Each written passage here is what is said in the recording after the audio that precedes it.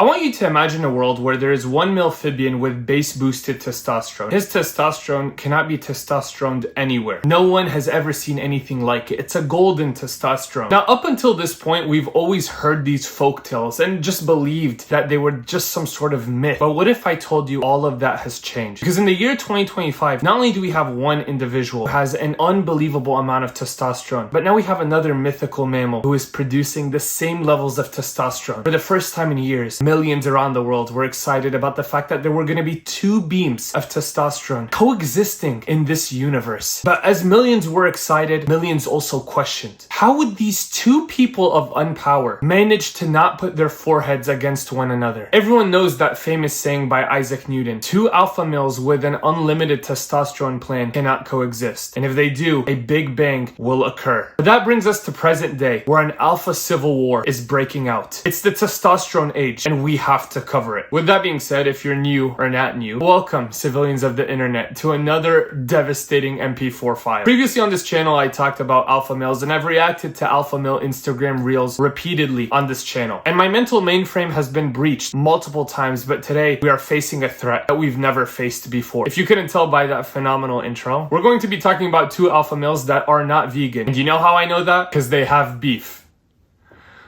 That sounded a lot better in my head. But one of the alpha males goes by the name of King Azoule. I've covered him on this channel before, and honestly, when I covered him before, I didn't know too much about the guy. I just saw his horrifying content and was like, yeah, this is pretty bad. But now I've been looking more into this individual, and not only is he a Zio, let me put a space in between that so YouTube doesn't take this down, NIST. He also allegedly has done very inappropriate things to somebody under the integer limit with other people, which allegedly makes him not a PNG, not a JPEG, but a PDF file. Now, obviously, he denies this, but allegedly, he confessed to it in court, and somehow the parents of the victim decided to drop the charges, allegedly. And I'm not saying that he paid his way out of this by any means, and I'm not saying that he didn't pay his way out of this by any means. Unfortunately, this creature does have somewhat of a platform, and he continues to make content advising milphibians on how they should be living their lives despite his devastating actions. So if you find me biased towards one of the alpha males in today's video, now you know why. And if you're not biased towards the other alpha male, we need to know why. The other alpha male in today's video goes by the name of Ali Subh. I haven't dedicated a whole MP4 file to him, but he has featured on this channel before, and he makes a lot of alpha male content as well. I'm not saying that it's phenomenal. It's also pretty devastating to the earlobes, but I'll be honest, there is no better introduction than to show you these testosterone tater tots, and then we'll go ahead and see what exactly the issue is they are having with each other. One day I got into a fight and I had 5 of them. And the boss, he took out and put it to my head, told me to stop fighting, and told me to me.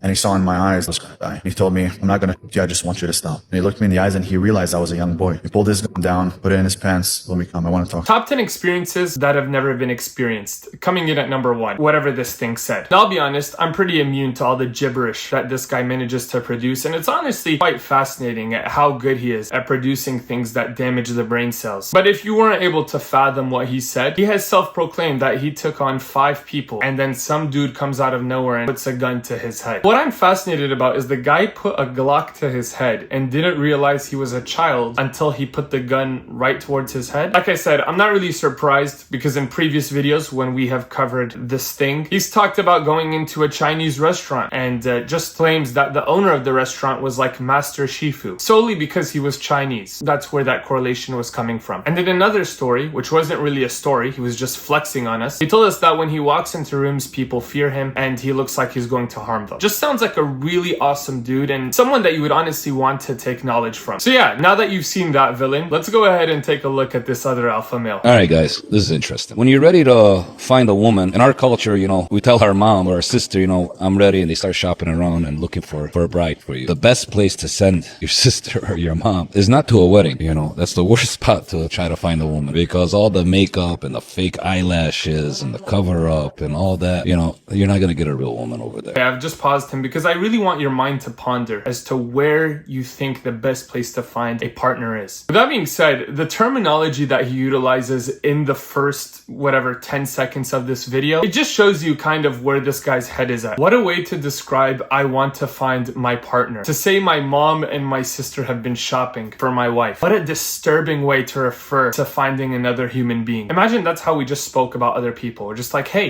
where did you shop for your wife? The thing is, you wouldn't even talk about like a hamster like this. Like you wouldn't say, yeah, I shopped around and eventually I found the right hamster for me. You would talk like that about a Louis Vuitton bag that is probably worth $5, but you just paid $10,000 for. But that's typically where that terminology is used. But honestly, he's probably qualified to whip out that kind of wordage. It's not about being a male and an unmale. He's a male Phibian sitting with a microphone right in front of his mouth, telling us where we should find a woman. Do you not think he's not qualified? What, do you want to see his podcast license or something? I'm literally a student listening to this guy. I am a peasant. Because the things that he manufactures from his mouthful region are just fascinating. How dare I tell you where you should be looking for your partner when this guy's sitting in the room? The best thing is nobody's sitting around him. And if they are, they're not involved in the podcast. So he's literally talking to himself and 17 jinns in the corner of the room. You know where the best spot is to find a real genuine lady? At a funeral. You'll see her natural beauty there. You'll see her natural instincts, her well-being. I've been to, sadly, a lot of funeral ceremonies. And no, sadly, there's girls over there.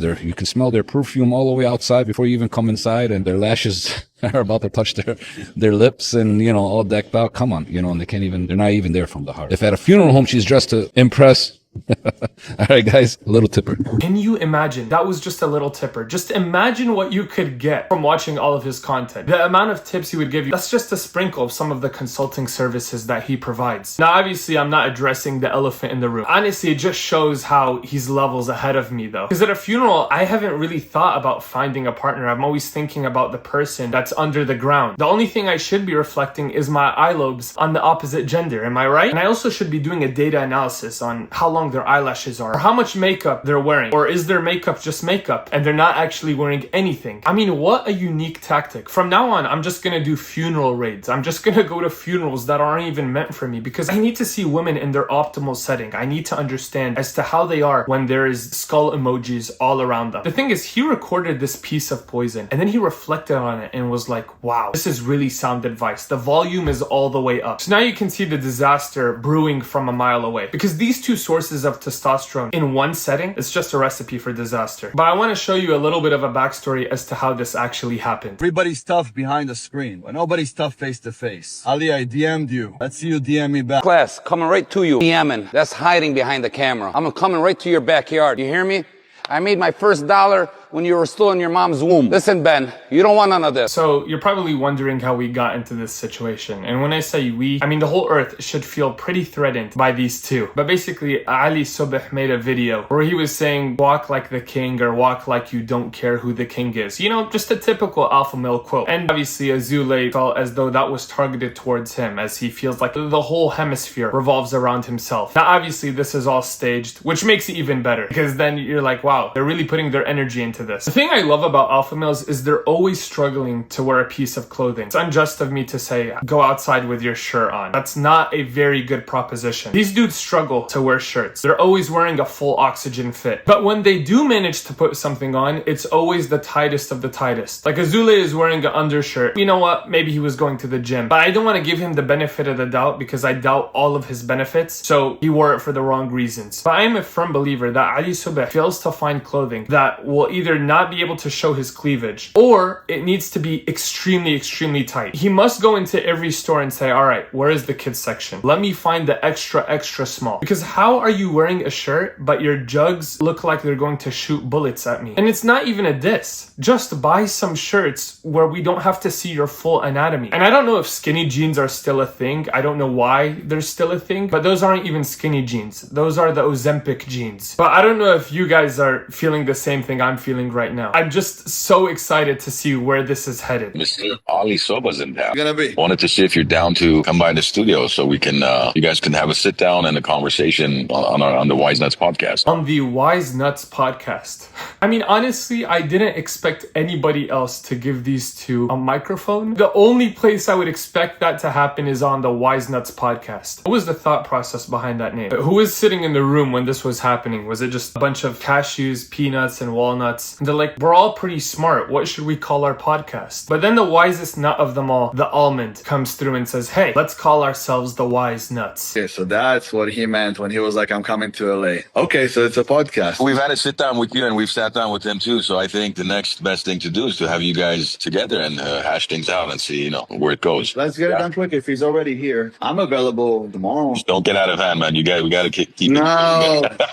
Gotta keep it civil. Let's give him some clout. We'll give him some fame, right? So I guess this was the whole plan, to get on a podcast and garner some views. I'll be honest, I just don't have the brain capacity to watch the whole podcast. So I've only just taken some clips that I saw on TikTok and Instagram. And I was like, hey, we should watch this together. Because if I'm going to suffer, all of us need to suffer, right? It's not a For You page. It's the For Us page. We're a family over here. Stories that you heard, these are stories. These are not in the Quran. These are not like stories that are in. There's nowhere the story where he flew a white donkey. We're stories. We're not following stories. We're following religions because stories are made up by many people. Let me tell you an example that you would really love. A man had a dream. And you know who was in his dream? Satan. Satan looks so beautiful, so handsome. He looks so nice. He goes, yeah, and what are you trying? They make you look, I know you as that you have horns, that you're evil. I don't mean to interrupt the Satanist dream, but did anybody else see Azoule's face as he's telling the story? You can see the guy getting overstimulated, like, whoa, this is a lot of information, slow down. I'm normally used to talking about taking on 20 guys and then getting a gun pointed towards my head. Or in other stories, I just kind of talk about some of the perks that I provide, like, for example, just giving people the vibe that I'm going to kill them. You just see the civilians in his nucleus scrambling around like, whoa, this is too much information for us guys. There's only about 2 of us, and even us, we're not even the smartest in the game. I'm sorry, I don't know why I gave the 2 Italians in Azoule's head an Italian accent. Forgive me, it has nothing to do with Italy. I love Italy. I'm from Sicily myself. Buongiorno, etc. What Satan responds? The brush in a man's hand can paint many things. So these stories are made by men. The story is actually really tough. Something I'm definitely not going to tell to my Cocomelon. The brush in a man's hand can paint many things. I think you're just talking about Leonardo da Vinci, mate. It was a good story. I just don't think that thing will be able to comprehend it. And I will say, definitely a better story than your funeral partner finding take. And because they are born Jews, they're also born with a very high IQ. Disagree with that. The average Jew has 160 IQ, close to the Muslims 180. don't have IQs? What are you saying? Where are you getting this The IQ, grammar from? I worked in counterterrorism for over a decade. I'm telling you. Why am I going to believe you? Because I was No. So that's just not true. There is no scientific evidence of the average Jew having an IQ of 160. By the way, that's not me having anything against Jews. It's just proving the fact that us as humans can say anything and try to make it sound as convincing as possible when there is absolutely no evidence supporting those claims. I like to call this the Charlie Kirk method, where he goes to college campuses or tries to find people beneath him and talks about different topics with the utmost confidence and the utmost courage. But there's absolutely no backing to a lot of his arguments or claims, as his goal isn't really to do the right thing, but rather just to show everyone how victorious he is. Every time that I had to go get somebody, it was somebody who at least 3-4 people Okay, let's say that's true. Should we call Moses a terrorist?